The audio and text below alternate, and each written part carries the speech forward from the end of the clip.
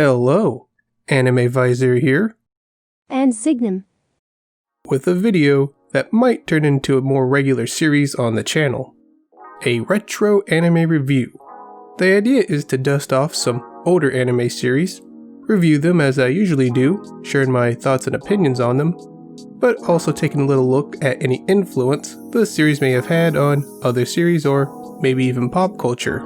For my first retro anime review, let me take you to Summerside with a review for Kimagure Orange Road. 今晩止めてくれない？鮎川。光には黙ってるよ。 Who is that and why don't I know about her already? You know, I had nearly the same reaction, SiGNUM. That's Madoka Ayukawa. And I'll go ahead and reveal what I'm sure everyone wants to know. Yes, she is best girl, and should totally be considered a top-tier waifu. Heck, I think she even outclasses some modern-day waifu. But I'll get more into that a little later. As of right now though, what is Kimagure Orange Road? Kimagure Orange Road is a 48-episode romance comedy anime based on a manga that started airing back in the spring 1987 anime season that, alongside the original Dragon Ball, helped introduce a generation to anime and manga in Europe, similar to what Dragon Ball Z and Sailor Moon did here in the US. Kimagure Orange Road follows 15-year-old Kyosuke Kasuga, who after moving to a new town, quickly meets and becomes enamored with Madoka Ayukawa.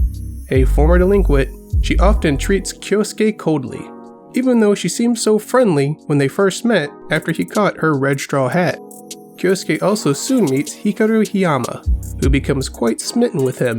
She too is a bit of a former delinquent, with her and Ayukawa being longtime childhood friends, resulting in them having a sister-like bond.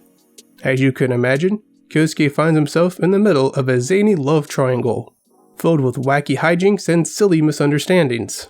But if you thought that was all, wait till you hear this. Kyosuke and his family have Esper powers, ranging from telekinesis, teleportation, telepathy, and even time travel. So while also dealing with Hikaru and Ayukawa, Kyosuke is also trying to make sure no one finds out about his or his family's Esper abilities. That's kind of an intriguing setup.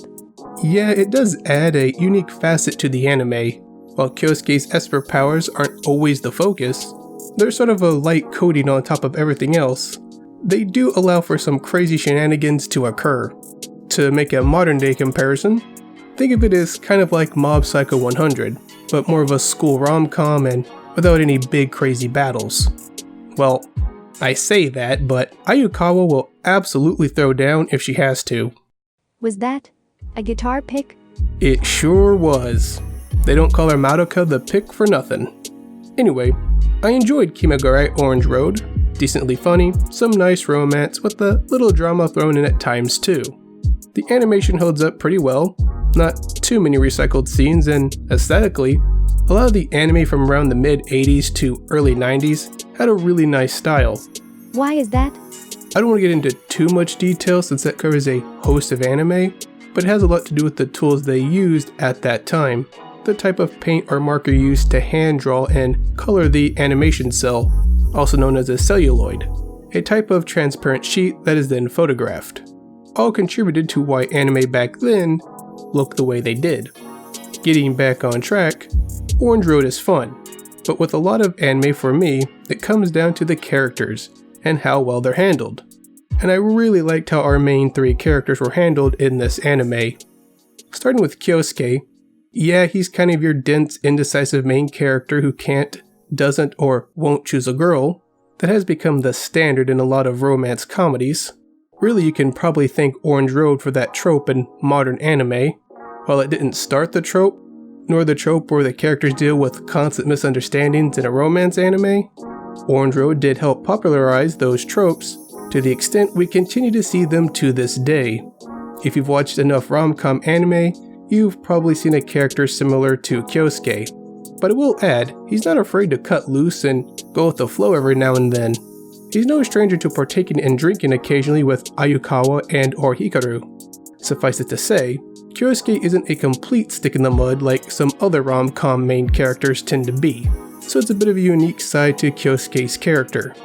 Speaking of unique characters, Madoka Ayukawa, the barbed-tongued, saxophone-playing, former delinquent tsundere. To add to that, she can also ski, skateboard, windsurf, and as you saw earlier, she can handle herself in a fight too. Is there anything she can't do? Be honest with her feelings for Kyosuke with Hikaru for starters, which overall creates an interesting dynamic. First, Ayukawa is a tsundere, but it comes across as very tongue-in-cheek. A lot of times, Ayukawa is only acting like a tsundere to tease and poke fun at Kyosuke. She's just messing with him essentially. And to his credit, he does pick up what she's doing from time to time.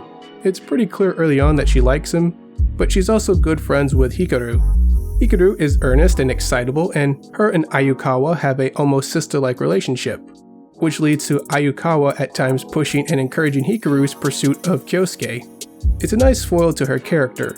While Ayukawa likes Kyosuke, she also wants Hikaru to be happy, and to give some credit to Hikaru, she's very upfront with what she wants, and with Kyosuke's personality, he gets roped into her exploits. So this game of will they won't they between the three of them goes on for quite a while. Now there's the overarching romance plot line between the main three characters, but overall the anime is fairly episodic.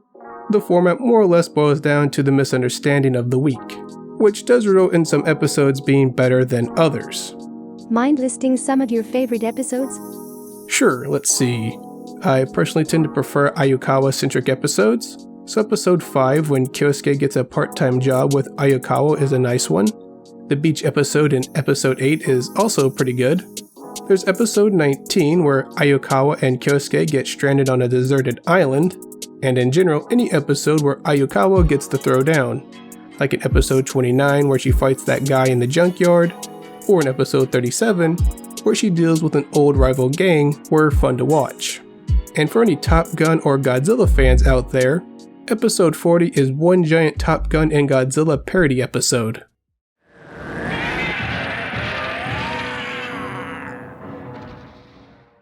I should also give a shout out to episode 38, the Christmas episode, which when that chapter of the manga was first released, was one of the earliest iterations of a story where a character gets stuck in a time loop, not just in manga or anime, but ever. Before Groundhog's Day, and well before Haruhi Suzumiya's Endless 8. Pretty neat. I also want to mention the opening themes and animation for Orange Road. Starting with the first opening, Night of Summerside is a banger. The animation in the opening is mostly just clips from the anime, but it is timed and edited well to the song, and always got me excited to watch the upcoming episode. Now the second opening song is not as catchy, but the animation style looks great. And in the third opening, the song is only okay. It's my least favorite one of the three, but the animation with all the changing perspectives is really well done, and would have been a lot of work back in the day. Remember, everything was still hand-drawn back then, no 3D computer graphics to help the animators out. So each of the openings had their own thing going for them, whether it's the animation, the style, or the song itself. All that being said, I do have some complaints. Oh, like what? For starters, episode 43. What's wrong with episode 43? Well, it really sticks out in all the wrong ways. The cinematography, style, and tone doesn't match anything the series had done up to that point. It almost has this noir feeling to it. There's absolutely no comedy. The episode is one big melodrama from a misunderstanding that doesn't really get resolved or explained very well. It just feels very out of place compared to what the series had done up to that point. The anime also gets away from Ayukawa playing the saxophone as well. Those scenes were always really nice. I thought they did a good job describing her emotions without saying anything, and the anime just eventually stops doing that. I know that was kind of original to the anime.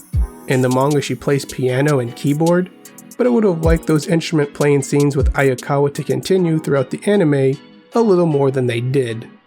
Overall, I did enjoy and appreciate Orange Road. While the comedy romance full of misunderstandings trope has been done to death at this point, Orange Road still has some good selling points. It has a nice art style and animation, which admittedly is on par with a lot of other anime from that time. And while we've certainly seen characters similar to ones like Ayukawa and Kyosuke, there are facets to their characters that are just different enough from more modern characters to consider checking Kimagure Orange Road out. Especially Ayukawa.